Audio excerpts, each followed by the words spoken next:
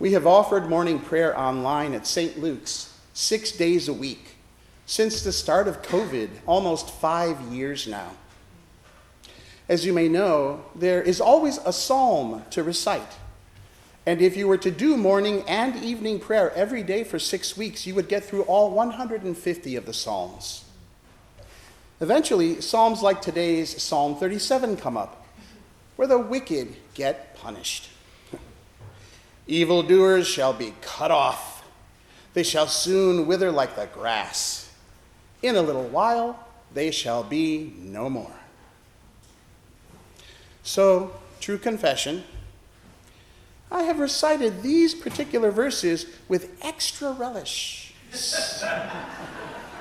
since, say, November 2016, putting faces to those wicked who are getting their comeuppance.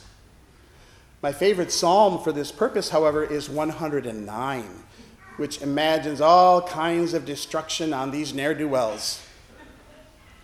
Let his days be few. Let his children be fatherless waifs and beggars driven from the ruins of their homes. Let there be no one to show him kindness. Let his descendants be destroyed. He put on cursing like a garment. Let it soak into his body like water and into his bones like oil. Because he did not remember to show mercy, but persecuted the poor and needy and sought to kill the brokenhearted. I got to admit, it feels kind of good. If Psalm 109 ever comes up at morning prayer and William is with me online, tune in for a special treat.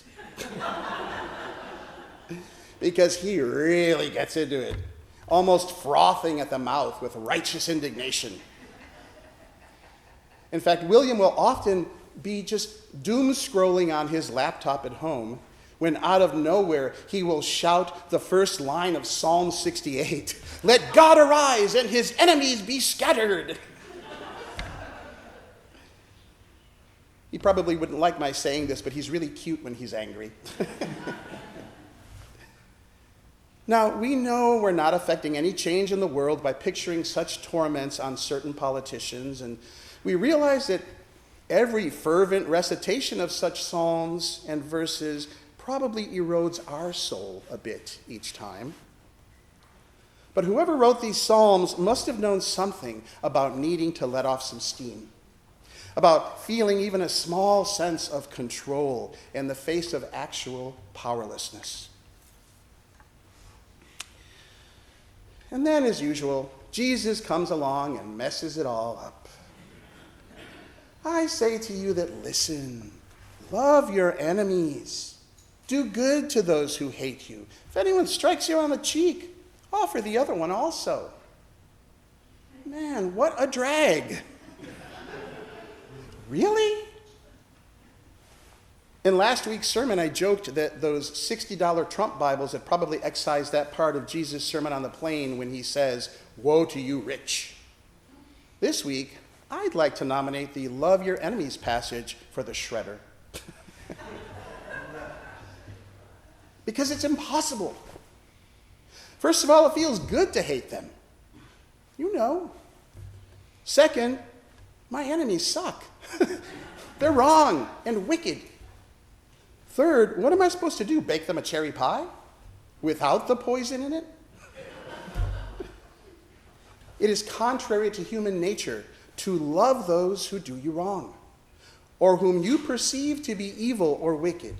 I mean, you maybe can't legally exact revenge on them, but are we really supposed to even stop picturing them when we recite Psalm 109 or 37? This is absurd. So I'm kind of playing this up to make a point, though I really do feel a little indignant at this passage. It doesn't help that Jesus follows up his words with a pretty unassailable comparison. If you love those who love you, what credit is that to you? Even sinners love those who love them. He is calling us to a higher standard, and I don't like it.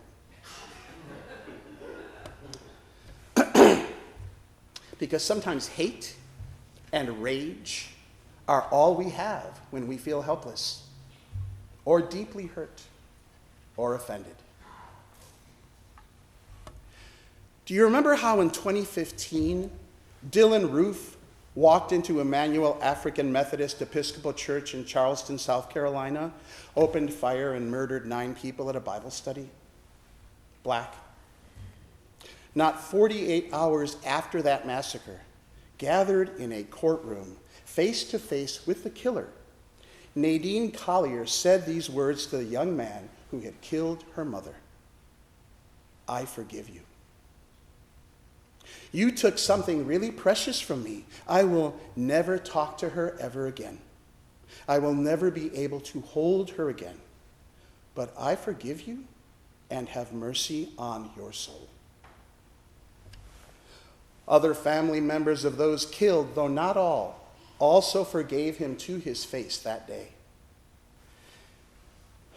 And I remember being deeply offended that they could do such a thing. Because I have this iron sense of right and wrong, and it is inflexible. Not to mention the fact that if they can forgive such evil inflicted upon them, that means it's not impossible for any of us. How dare they? It turned out that this young man committed this massacre in part to try to start a race war. But because these folks acted in a way opposite to what he was expecting, that community was brought even closer together, and God's grace carried the day. A similar grace is present in today's first reading from Genesis. Joseph, whose brothers throw him down a well, then think better of it and instead sell him off to slave traders. Joseph finally reveals himself to his brothers as still alive and in charge of Pharaoh's wealth in a time of great famine. In such a position of power, he could easily have ordered their execution in retribution for all they had done to him. Instead, he embraces them, kisses, and weeps upon them, because when all was said and done, he still loved them. It is no accident that the compilers of our church lectionary paired this story with Jesus' insistence that we love our enemies. It's the sort of lesson we need to have driven home in no uncertain terms. And such hard sayings of Jesus are partly why we need to come back to church week after week to learn them and relearn them again and again, because they are so hard.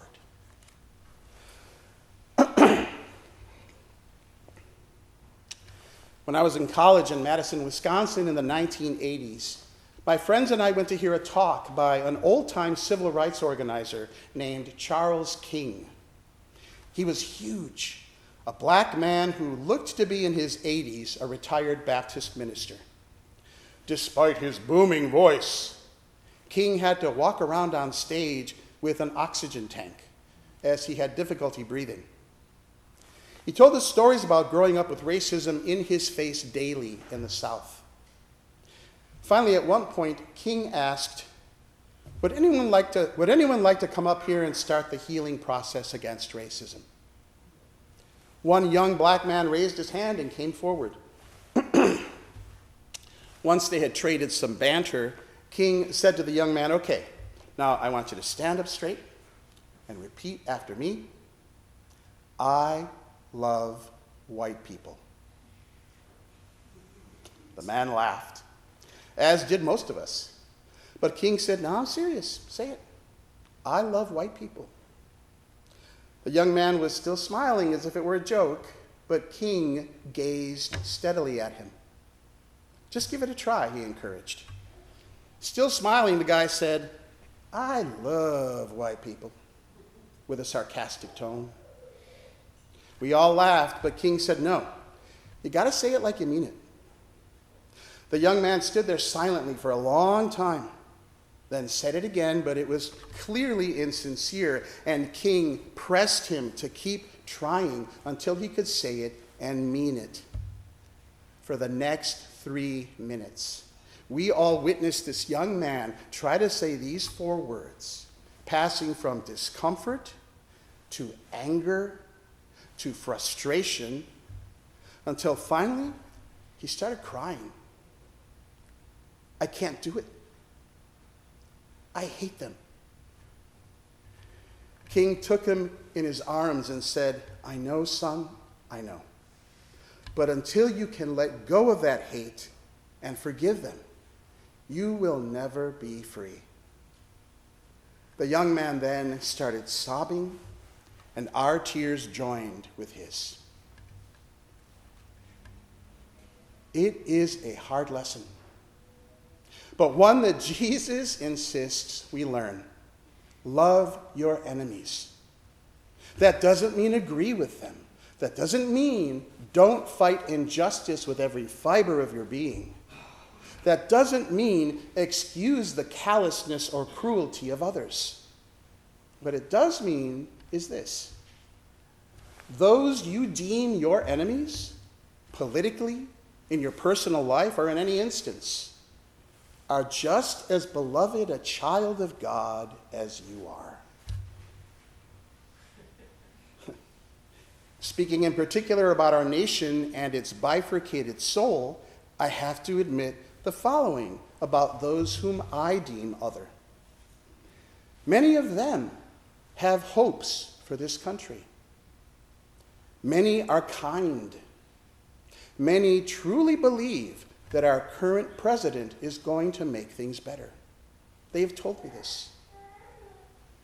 I do not understand. But I also don't think my soul can hold the belief that these folks, my political others, are all evil, without my soul eventually becoming darkened or tarnished. One phrase in today's gospel reading often gets overlooked. For he is kind to the ungrateful and the wicked. Love your enemies. For me, that is still a hard pill to swallow. But maybe I need to spend a little more time with those other words in today's gospel. Do not judge, and you will not be judged. It is no fun being called out by Jesus. How do we actually love our enemies? I don't know. Okay, one thing has sometimes worked for me in the past. Pray for them. And I don't mean pray that they see the error of their ways and come over to your way of thinking. Though it's hard not to pray for exactly that. No, I mean, and I say this reluctantly, but pretty much truthfully, forgive them. Whatever you think they need to be forgiven for. And yeah, I guess, try to love them, starting by forgiving them, which comes from first praying for them. Because forgiveness, when truly bestowed, breaks down the wall that separates you from those you need to forgive. It equalizes you. Again, I am not saying every cruel deed forgiven makes it all right. There is such a thing as accountability. But it's important for your own self that you loosen your grip on that anger and rejection. As it also says in Psalm 37, refrain from anger, leave rage alone. Do not fret yourself. It leads only to evil. I never really liked that phrase Michelle Obama used way back when they go low, we go high, because it felt a little naive to me. Plus, look where that actually got us. Surely anyone of any political stance can agree that things have not been normal since 2016. But hate and anger, while sometimes righteous, like in those Psalms of old, can turn inwards, fester, and damage your own heart. It's like that phrase you've probably heard, holding on to resentment towards someone else is like drinking poison and expecting the other person to die. Maybe loving your enemies is impossible. But whatever you are holding on to in your soul against another, I can almost guarantee you. What you're holding on to, that anger, that resentment, that is the crack in the door that eventually lets evil in.